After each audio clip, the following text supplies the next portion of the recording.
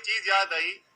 رانا ثناءاللہ کہتے ہیں اب تو دشمنی ہے, یا ان کا وجود ہوگا یا ہمارا وجود ہوگا. تحریک انصاف کی حکومت کس طریقے سے کام کرتی تھی.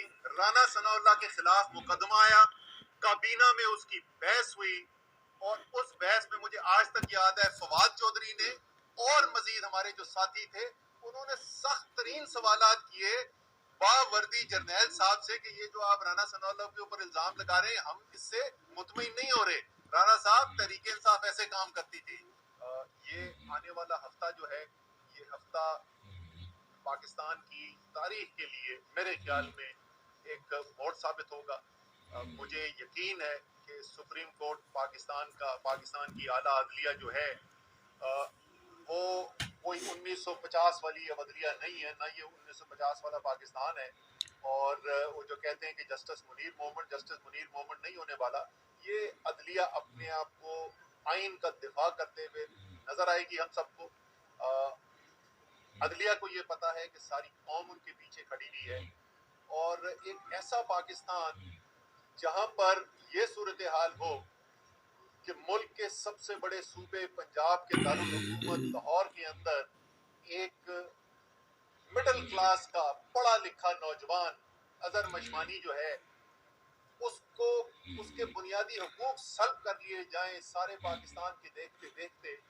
اگر وہ کوئی ایسی بات کر رہا ہے جو آپ کو پسند نہیں ہے, آپ دلیل سے جواب دیں, آپ مقابلہ کریں اس کی دلیل کا, اس کی منطق کا.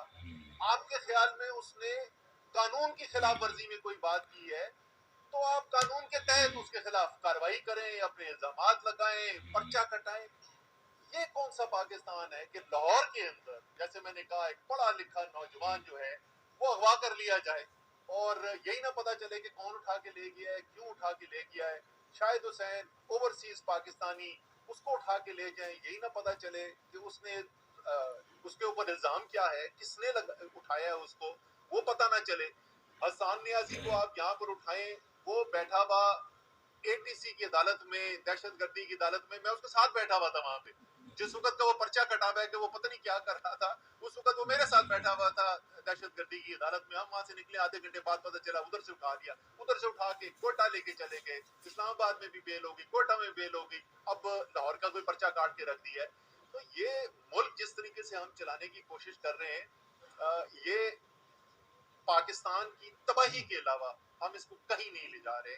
اور جیسے میں نے کہا کہ ایک تاریخی موڑ آ گیا ہے. کل میں لاہور کے عوام کو مبارکباد دینا چاہتا ہوں. الحمدللہ تمام خوف و ہراس, تمام گرفتاریوں, تمام کنٹینرز کے باوجود جس بڑی تعداد میں لاہوری نکلے ہیں اور خود نکلے ہیں. کل تو ہماری کوئی تنظیمیں بھی نہیں, وہ تو بیچارے زیادہ تر تو سینکڑوں بندہ تو گرفتار ہو کے بیٹھا ہوا ہے, تو کوئی ہے بھی نہیں جو موبلائز کرنے والا وہاں پہ ہوتا گراؤنڈ پہ. خود نکلی ہے عوام. لوگ کہتے ہیں اپنے کپتان کے لیے نکلی ہے, اپنے کپتان کے لیے نہیں, اپنے لیے نکلی ہے. ان کو نظر آ رہا ہے کہ پاکستان کا مستقبل کدھر جا رہا ہے. تو انشاءاللہ تعالی پاکستان جو ہے اس تاریک رات سے گزر رہا ہے, اس میں کوئی شک نہیں ہے. وسطیت اپنے عروج پہ ہے, لیکن میرا ایمان, میرا یقین یہ کہتا ہے کہ رمضان کے مہینے میں پاکستان بنا تھا. اللہ تعالیٰ نے ہمیں ملک دیا تھا رمضان کے مہینے میں, اور رمضان کے اسی مہینے میں انشاءاللہ تعالیٰ اس کی بہتری کا سفر بھی شروع ہوگا, اور انشاءاللہ تعالیٰ پاکستان بہتری کی طرف جائے گا.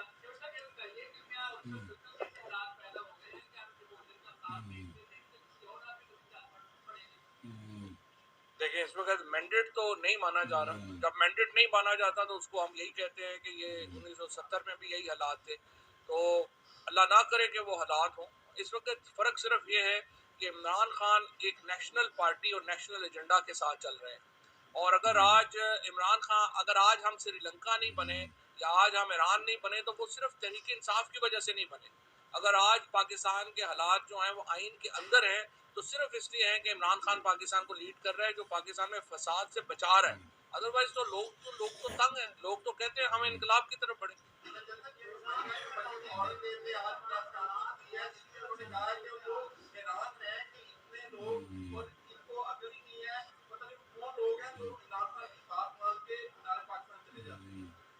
یہ کس نے کہا؟ دیکھیں مریم اورنگزیب حیران ہی ہوں گی, کیونکہ مریم اورنگزیب نے زندگی میں کبھی کونسلر کا الیکشن نہیں لڑا, اور انہوں نے زندگی میں کبھی لوگ ہی نہیں دیکھے. सबसे ज्यादा लोग जिसमें उन्होंने बात की है वो 7 होती हैं, जिसमें मरियम, हिना और ये 5-4 बैठ के दूसरों के मेकअप डिस्कस करती हैं। इसके अलावा तो उनका कोई और तजुर्बा नहीं है, उन्होंने क्या बातें की। असल हैरानगी की ये बात है कि मरियम औरंगजेब हैरान है। जो हकीकत सारे पाकिस्तान को नजर आ रही है वो उनको नहीं नजर आ रही है।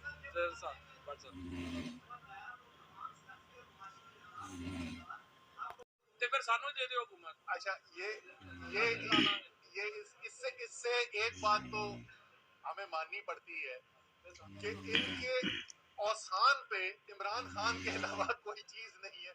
मेरे ख्याल में ख्वाब भी देखते तो इमरान खान के ही आते हैं। इलेक्शन क्यों मुलतवी कर दो? क्योंकि इमरान खान का खौफ है। मीनारे पाकिस्तान में लोगों को आने से किस लिए रोक दो कंटेनर लगा के? क्योंकि इमरान खान का खौफ है। गिरफ्तारियां सारे पंजाब में क्यों कर लो? क्योंकि इमरान खान का खौफ है। झूठ के पांव कोई नहीं होते। जिस वक्त ये आए तो इन्होंने पहला बयानिया ये बनाया कि जी हम क्या करें, इमरान खान IMF के साथ मुआहिदा कर लिया है। अब इमरान खान की हुकूमत खत्म हुए में सिर्फ 2 हफ्ते से भी कम रह गए, 1 साल पूरा होने वाला है और आज तक IMF के मुआहिदे के ऊपर इनकी बातचीत चल रही है।